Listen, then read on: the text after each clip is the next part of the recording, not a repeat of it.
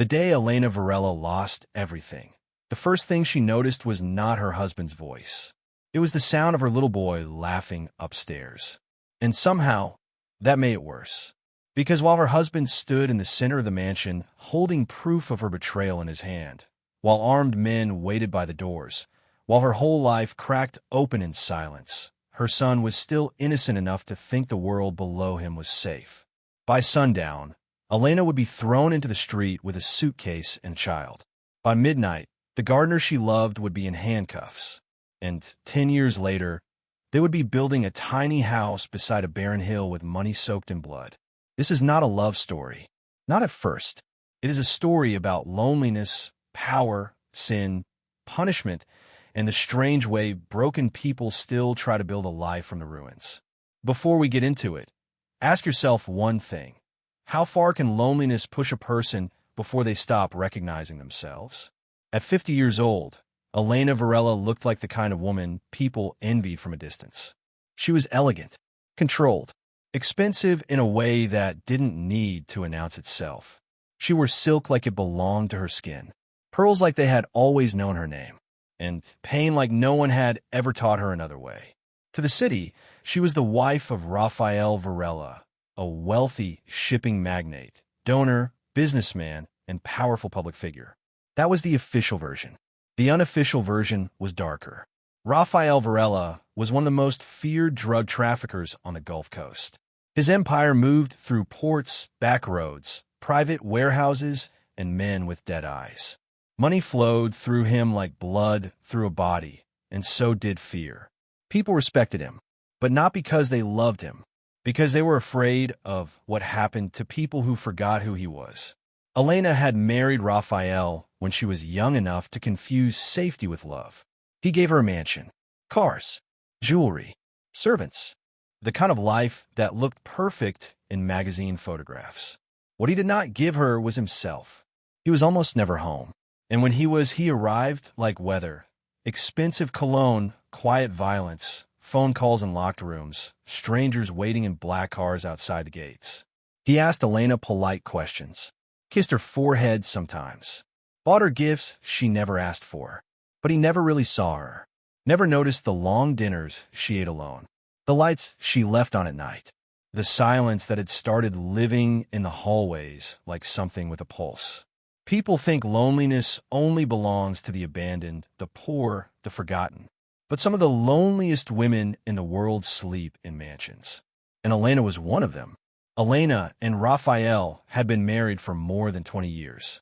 And for most of those years, the marriage had one quiet wound that never healed. They had no child. At first it was a sadness, then a disappointment, then a silence so heavy it no longer needed to be mentioned. Doctors were consulted, prayers were whispered, treatments were tried. Nothing lasted. Rafael never blamed her out loud. He never had to. Some men do not scream. They freeze you instead. Over time, the house between them became colder, more formal, more careful. They still hosted dinners, still traveled when appearances required it, still played husband and wife in public. But in private, Elena had begun to feel like a beautiful object kept in a glass room. Untouched, useful, replaceable. And that was the state of her life, right up until the gardener arrived. His name was Mateo Cruz. He came to the estate after the old groundskeeper died of a stroke near the citrus grove. Mateo was younger than Elena by more than a decade. Quiet, broad-shouldered, poor in the kind of way that makes a man practical long before it makes him bitter. He wasn't polished. He wasn't charming. He wasn't trying to impress anyone. He just worked. He repaired broken trellises, pruned dying trees, brought dead gardens back to life with those patient, scarred hands. At first, Elena barely noticed him. Then came the storm. A violent coastal storm tore through the estate one afternoon, snapping branches and knocking over pots along the terrace. After the rain, Elena walked outside and found Mateo in the mud, trying to lift a collapsed trellis by himself. Without thinking, she stepped forward to help. "Senora, no," he said quickly. "You'll slip." "I'm already soaked," she answered. He looked at her ruined shoes and smiled. Just once. A quick, surprised smile. That should have meant nothing. but sometimes a starving soul notices crumbs like they are a feast. After that, Elena began to linger in the garden, not because she meant to, because it was the only place in the whole estate that felt alive.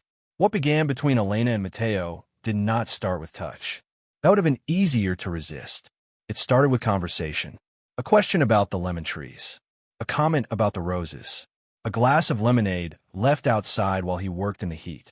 Then more. She learned Mateo had once been engaged. He learned Elena hated orchids because they reminded her of funerals.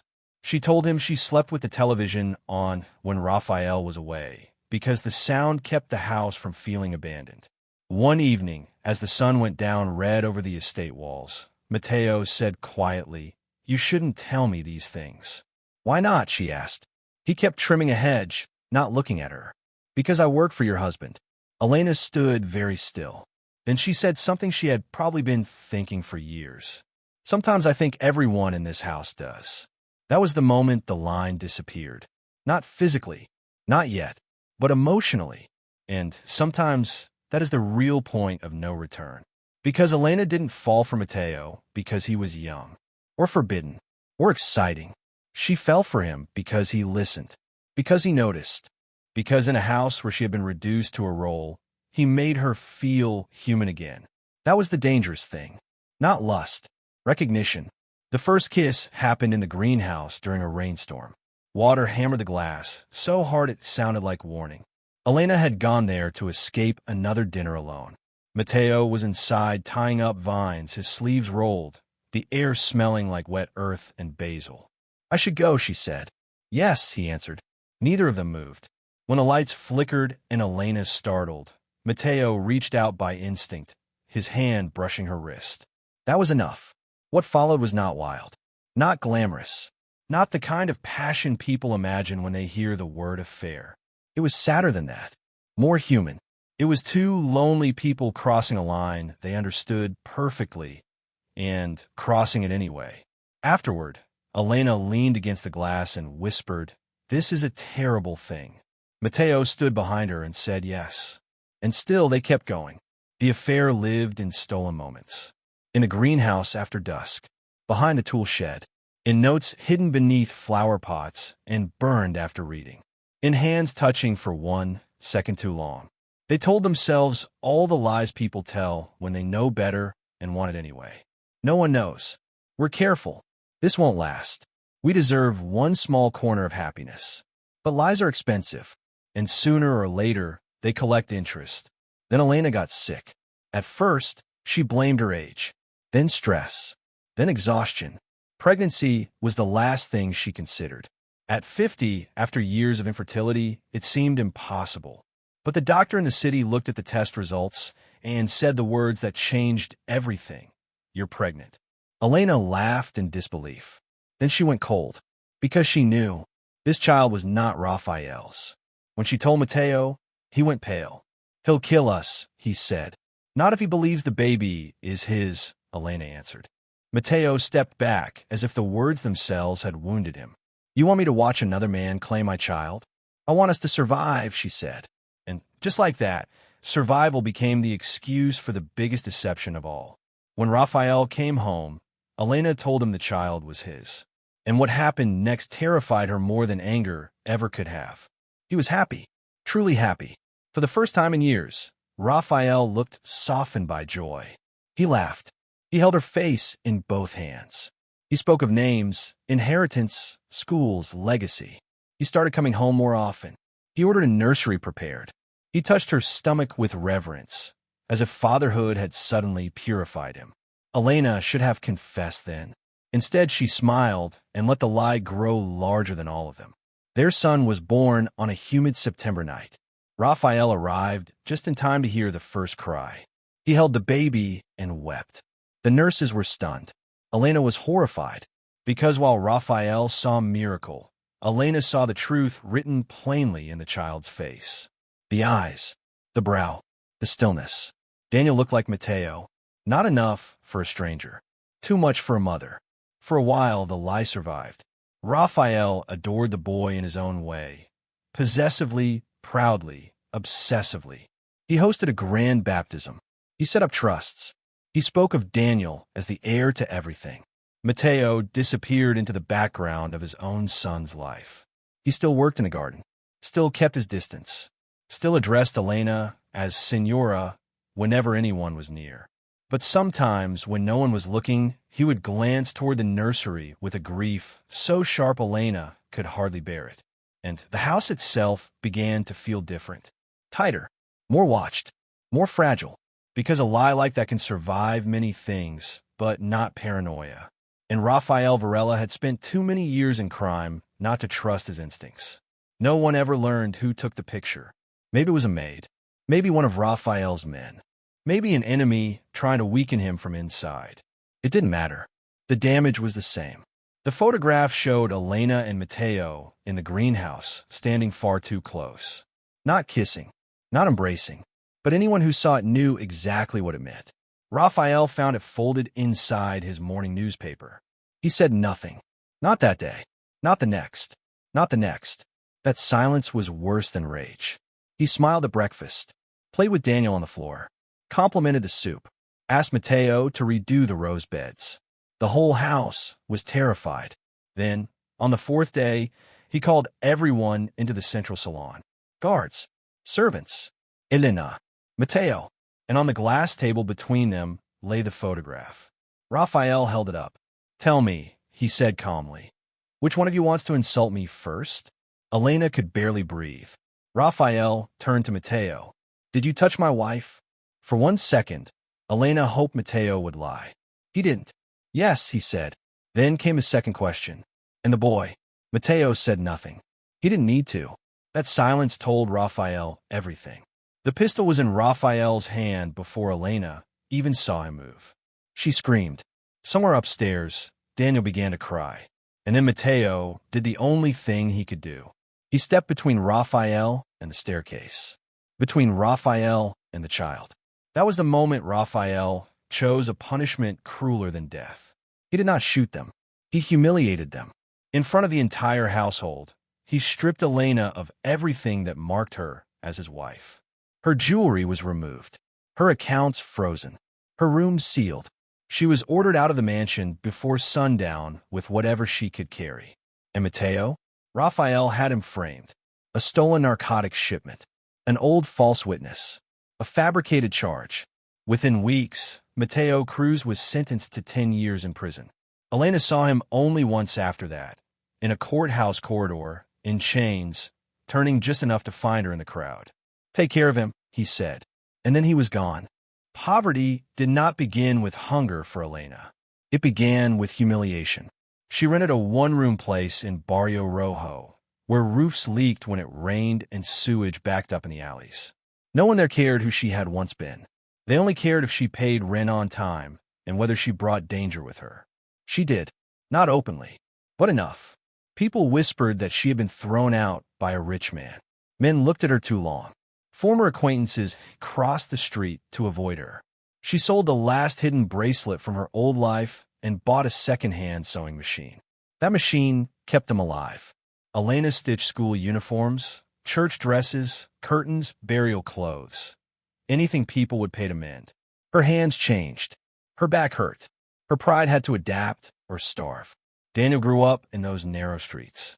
He was serious, quiet, watchful. At first, when he asked where his father was, Elena said, "In prison." It was true, just not complete. As he got older, the question sharpened. At 8, he came home bleeding after another boy called him the child of sin. At 10, he asked if Raphael was really his father. At 12, Elena finally told him the truth in pieces. That one man gave him a name. Another gave him his blood. Daniel did not cry. He simply asked, "Will I ever meet him?" And Elena, who had lied for survival for so long, answered with the most dangerous word in the world. Maybe 10 years is enough time for a child to become almost a man, and enough time for prison to leave a permanent mark on one. When Matteo was finally released, Daniel was nearly 18.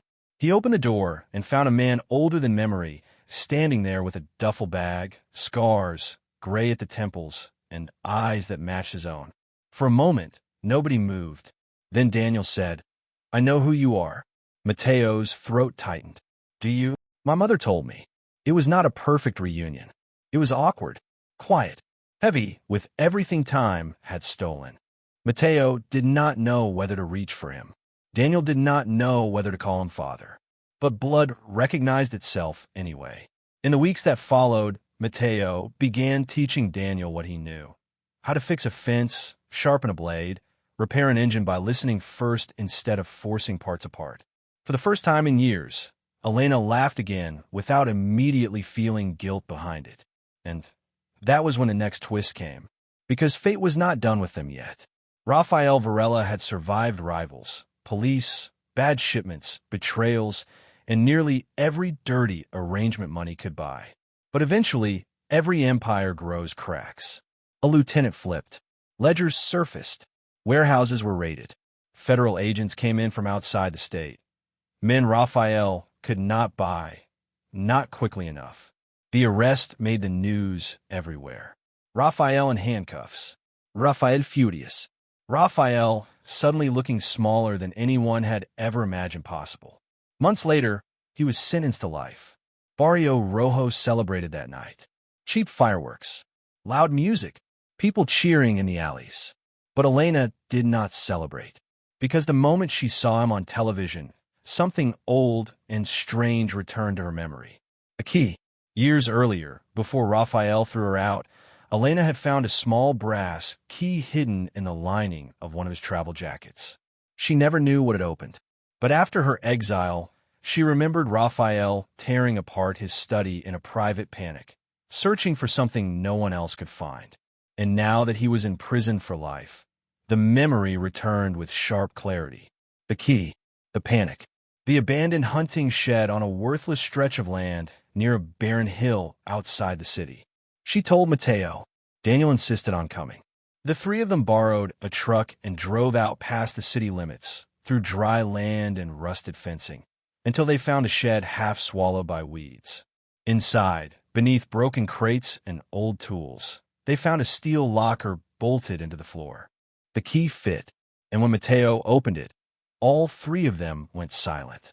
Cash, stacks of it, vacuum sealed, enough to change a life. False passports, weapons, stones, gold, Raphael's emergency reserve, blood money, escape money, insurance against collapse. Daniel whispered, "What do we do?" And that was the moment morality became complicated all over again. They could have turned it in. They could have burned it. They could have walked away. They did none of those things.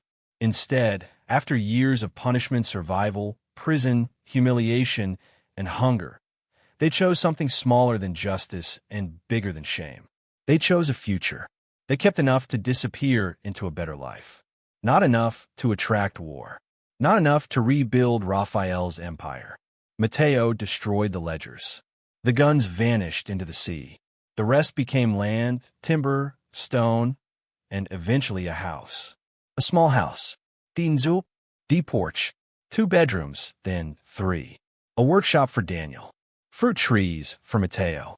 Jasmine by the porch for Elena. It stood beside a barren hill where nothing beautiful was supposed to grow. And somehow that felt right. Because this wasn't redemption. Not really. Too much had happened.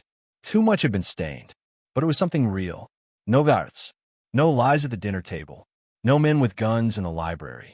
No pretending. Just a kitchen. A table. Wind over dry land. And the ordinary miracle of not being afraid inside your own home. Years later, when rain moved across the barren hill and the evening light turned their porch gold, Elena would sometimes stand outside and listen to the sounds inside the house. Daniel in the workshop. Mateo fixing something small. Water beginning to boil in the kitchen. Ordinary sounds. That was the miracle. Not innocence. Not forgiveness. Not a clean ending. Just ordinary peace. One evening, Mateo stood beside her and asked quietly, "Do you regret it?" Elena looked out at the hill, at the house built from wreckage, money, sin, and survival. She could have said yes. She could have said no. Instead, she answered with the truest thing she knew. Every choice cost us something. Mateo nodded. That isn't an answer. No, Elena said. It's the closest thing I have. And maybe that's what this story really is.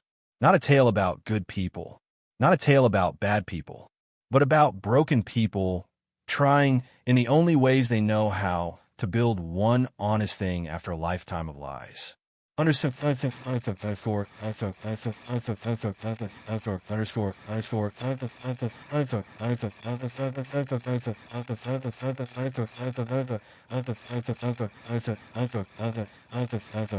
Underscore underscore. So tell me, did Elena deserve a second chance? Or do some choices leave damage that no love story can wash away? And if you had found that hidden money, would you have turned it in? Or used it to build the life the world denied you? If this story stayed with you, leave your thoughts in the comments. And if you want more dark emotional stories like this one, subscribe and stay close. Because sometimes the most haunting stories aren't about how people fall, but about what they build from what's left.